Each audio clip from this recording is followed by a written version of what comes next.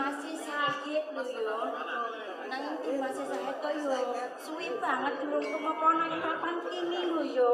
Aku wis rumangsa kangen sedina wae aku iki ora ketemu kelawan Din masih sakit. Atiku rasane iki kangen banget. Sedina iki rasane kaya setahun lho yo. Diwasane wis maca, wis dandan ayu, dandan kualis wis tak kandeli kaya ngene bebete tak pamerke kelawan Din masih sakit. Mongko keke Din masih sakit iki lali karo janjine lho. Aku iki lho kuwatir. Din masih sakit mongko iki menjani janjine piye? Din masih sakit iki yo ngono yo aku iki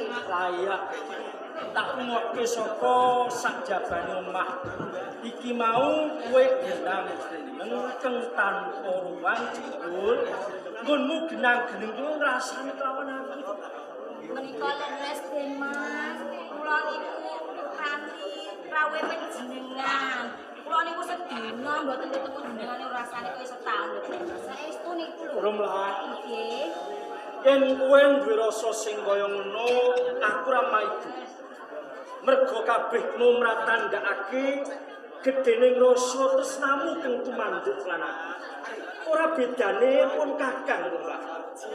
Pendak kala mangsa aku tepi jejibahan. Isine ati mung krisikan, aku kepengin tansah caket lan kowe. Saestu niku Den Mas. Jenengan boten goro kali kula to. Aku ora bakal ngapusi kelawan kowe. Apa sing tak ucapake iki mau ora bedane kaya isin-isin ati.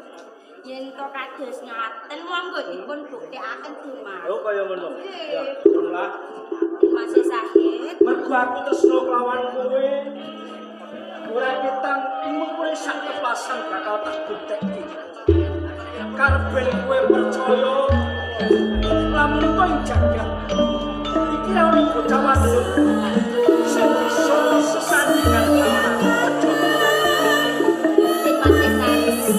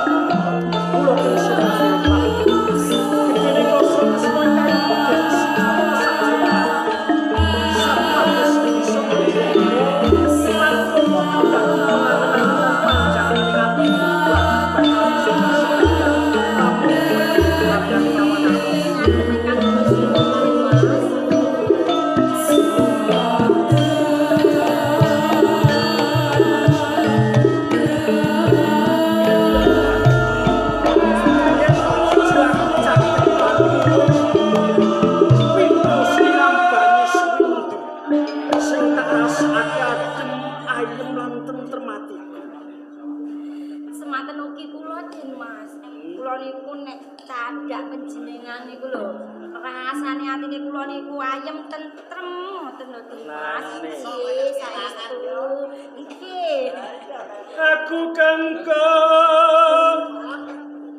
tamanmu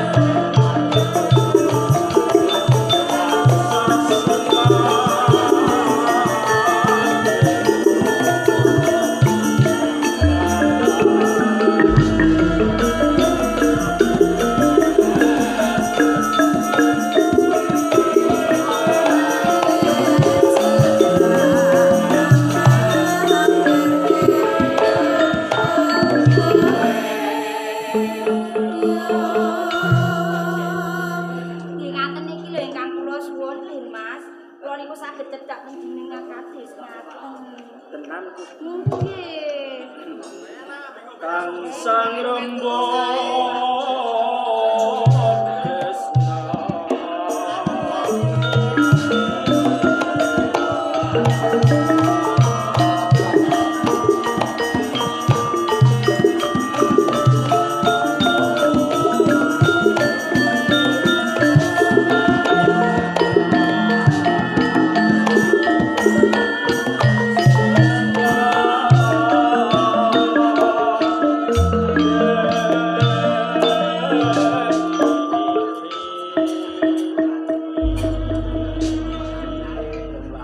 Den Mas Sahet. gawe cupu sawangan. Wonten Kukilo padha nyekseni lamun to ana peranganing titah teng padha nandur katosnan teng padha ngrasake rasa asmara. Mula wae aku njaluk kanthi banget.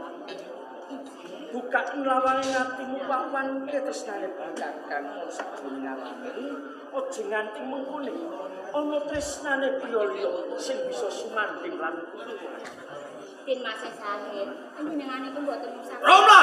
Den Mas. Lho, Kakang Joko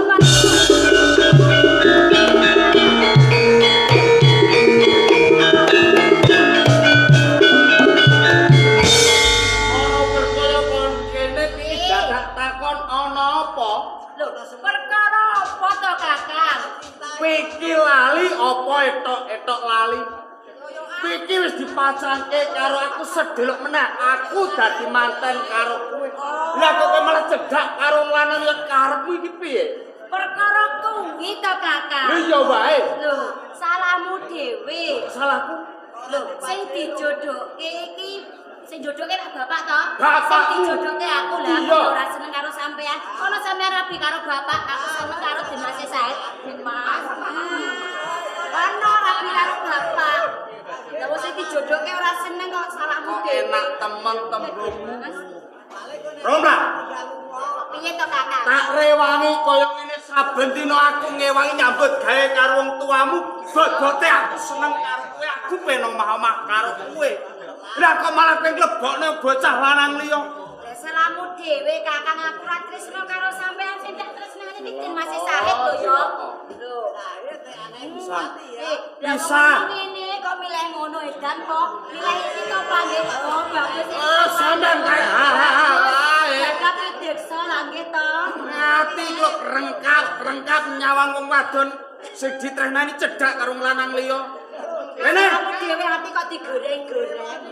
Aku cedhak ya ora apa-apa karo Patris Mansus. Ya ngene. Sopo kowe? Dupeh rupamu bagus, sandang busanamu apik. Kok kowe wani cedhak karo katresnanku? saung. Aku Raden Sahet putra Romo Adipati Wilotekto Sukadipati Tuban. Raden Sahet mati ya.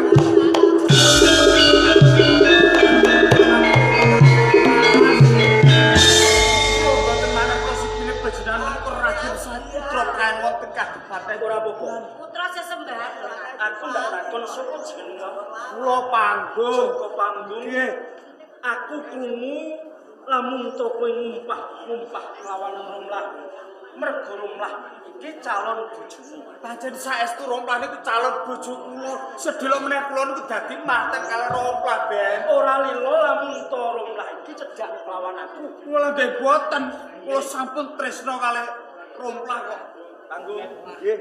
Aku niku cedhak lawan Romlah. Iki mergo aku tresna kelawan Romlah. Tur kok maneh.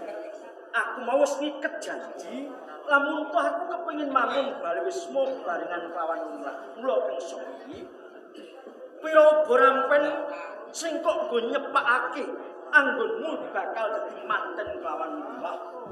Mengko bakal tak ijoli sing luwih akeh. Nanging aku njaluk urungke niatmu nggonmu kepengin omah-omah kelawan Romlah. Raden Sahet. Tanpa guna yen to aku ngajeni karo sing kudune aku ngajeni. mergo ke putra pengayaman Kadipaten Tuban. Nanging saka tembungmu sing kurang ajar, wani cedhak karo katresnanku. Mula saka kuwi tanpa guna ngajeni karo kowe, Raden Sahid.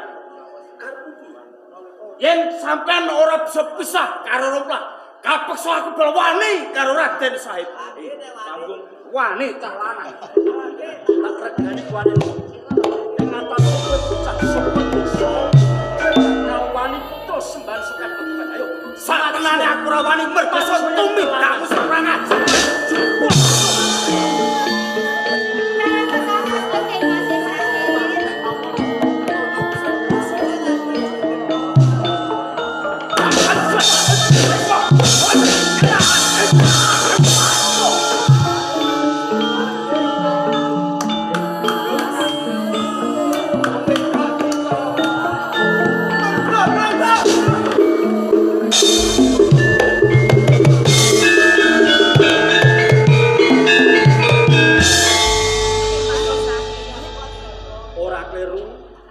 Lamun to kowe milih wong lanang kaya aku. Mergo aku ora ketangkep ya wae aku tanggung jawab sak putuhe kelawan kuwi. Saestu niku Den Mas. Jenengan mboten kedunung to gadhahi tresna kaliyan. Kabar pisan ora. Mergo tresna kae ora bisa diukur kelawan tumpaning bondo guna lan uga ayune pasriyan wong wadon. Matur sembah nuwun Den Mas Sahid. Pamila kula niku badhe bloko kali panjenengan lho Den Mas. Rumlah yen pancen ana bab utawa perkara. Nggih. Aja nganti kok simpen ana jroning atimu moragi. Iki blakake mumpung kowe ketemu kelawan aku. Wonten nggih Den Mas. Den Mas Sahid. Kula lan panjenengan niku anggone sesambungan tresna ra kondang to. Den Mas. Kula niku pun bobot lho Den Mas. Kowe meten.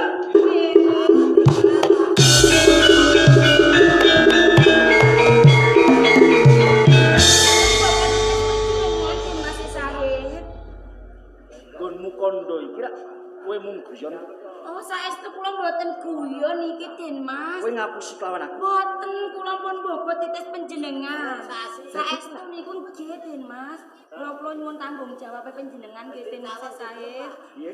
Kula nyuwun tanggung jawab panjenengan. Tanggung jawab sing piye? Lho, ya kula dipek bojo to Den Mas. Den Mas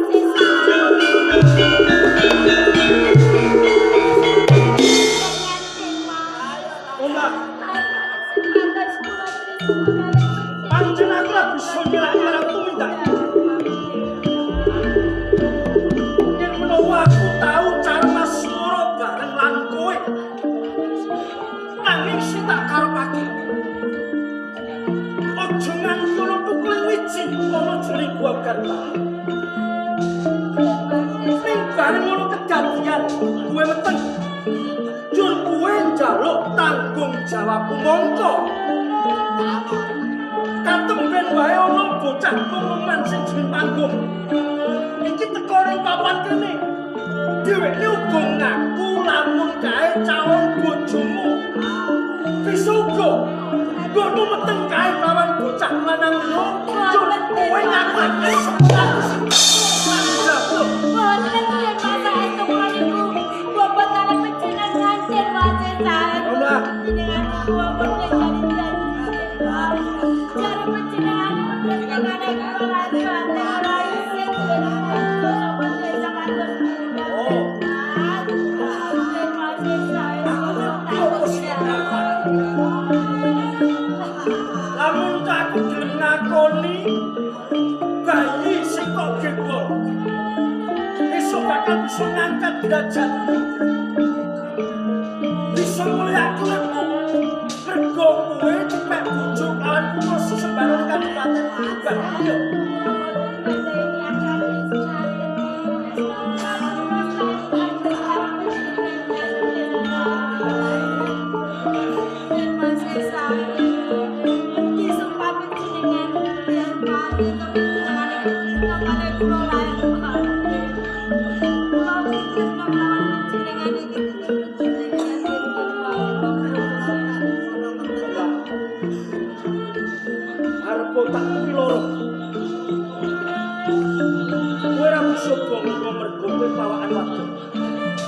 ya. Yen saka karepku kaya ngono. Supaya aku tanggung jawab lawan penanjakan sing kandung. Mergo kabeh sing tindak. Aku bakal tanggung jawab. Aku bakal tanggung jawab. Saestu Den Mas, matur sembah Mbak Siska. Aduh. Den Mas. Jomlah. Cih, Coba tampan ngono iki. menika. Iki sangsangan Cih. minangka tanggung jawabku. Lawan kowe lamun besok ana lering kunang jabang saka go garbamu lho, Mbak. Ya. Den Mas.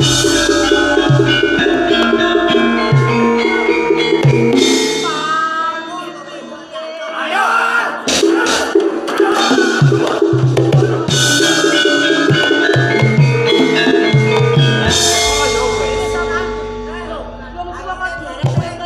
Meneng sik.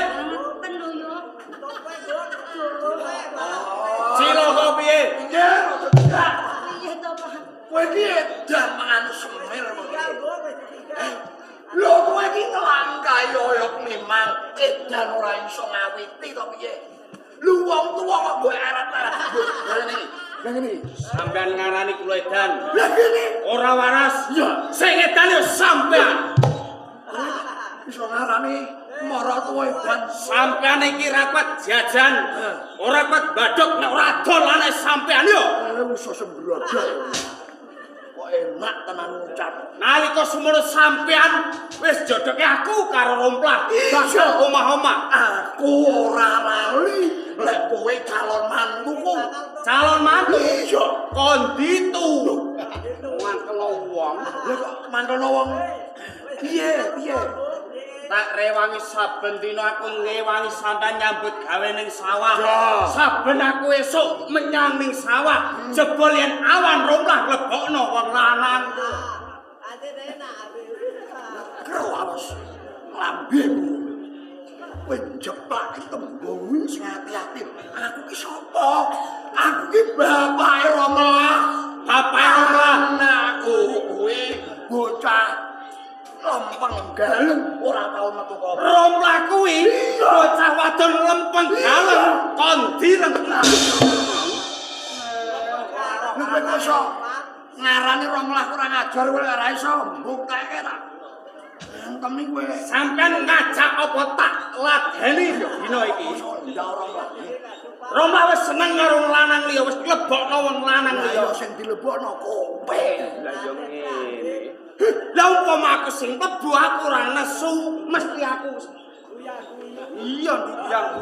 Lah lek kowe sing ora mlebu kowe terus sapa sing mlebu? Sampeyan takoni anek sampeyan kuwi. Ya. Lah ditinggal lunga wis. Lah jo golek perkara wong tuwek. Piye to, Mas? Bodoh, dosa lagi tak lebur. Kowe aja nyilakake wong griyan. Lho kowe jare panggung kok wis wani nglebokke wong lanang sakliyane panggung sing mbok lebokne sapa? Heng? Aku, Pak. Iya. Boke wong lanang. Iya. Sing kandha Kakang Joko Panggung. Iya. Ancen iya, Pak. Iya. Iya, Pak. Lah sing mbok lebokno sapa? Den Mas Sahid, Pak. Anake Bupati Tuban. Raden Mas Said, Cih. putrane Bupati Tuban. Leres, Kowe kok bil. Anake sapa, Pak? Anake bapak. Ora biyen-biyen. Iya to, Pak. Lho, ora nesu to sampean? Gak. Ya iki, Pak. Iya. Iya. Ah. Aduh. Nang ajar sampean kanan. Seneng sampean atase pengulu anake disenengi anak bupati nglebone wong lanang sing dilebone putrane bupati. Ndangan-ndangan. Iya, ora anak ora ayu ora diarepe karo anak bupati. Repot. Lho sampean iki pengulu, duwe anak lebono wong lanang liya lho sampean kok bungah seneng guyu iki piye? Apa sampean sama karo tangga teparo ngono kuwi pantes? Wis untung iki. Isin ya. Ya kudune isin. Sampean iki pengulu kulino ningkahke. Iya. Lah iya. Kowe iki ya banget. wong kula niku wis Biyen kowe ra wis tak kandhani. iya, Pak. Lek kowe tak pasanke karo Joko Panggung. Kowe besok bakal tak jodoke karo ki lho, Cambarek iki lho. Cambarek. Kok kowe mleboke wong lanang liya iki Kula piye? niku mboten tresno karo Kakang Joko Panggung ya, Pak. Sing tak tresnani ki mung Den Mas Sahid. Weteng tresno kuwi jalaran saka kulino. Sithik mboko sithik kowe dulu. Serawung karo Panggung besok kowe bakal nukulke rasa tresno. Ya. Ora, Pak. Sampeyan ki tak kandhani ya, Pak. Nah, Anggonku sesambungan karo Den Mas Sahid. ya. Malah iki dina aku nganti meteng lho, Pak.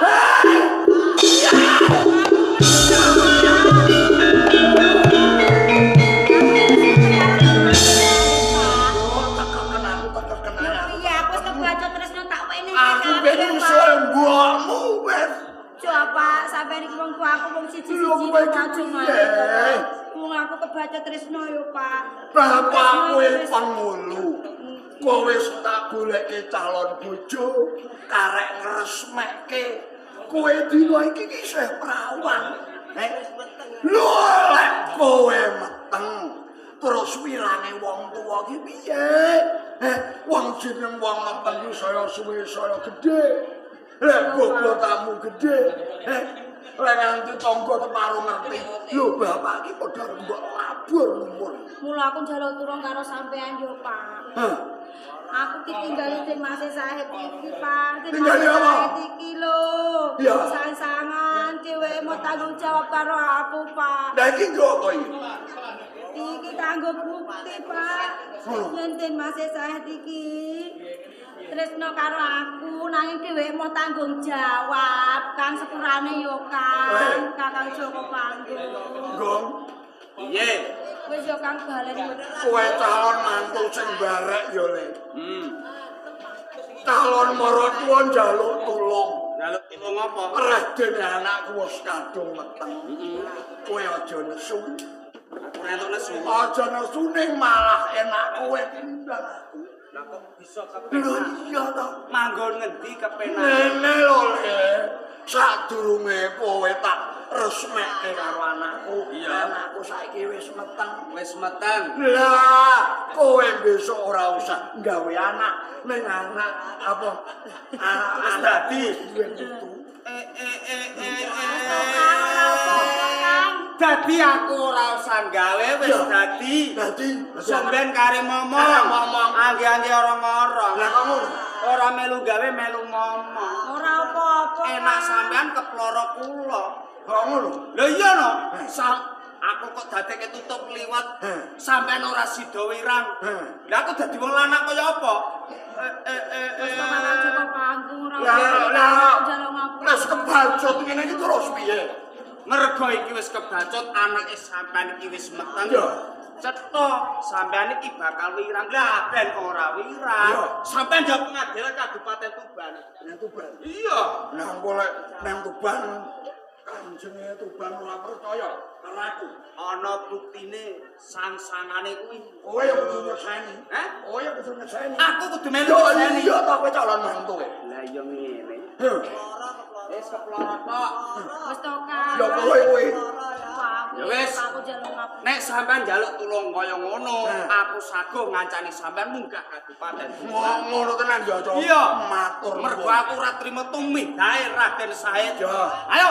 Ya. Kan kabupaten. Antar kene gawe wirane wong tuwa tak ceplok ndasmu. Ojo kaya ngono to, Ayo. Pak. Ayo. Ayo, Udah. Pak.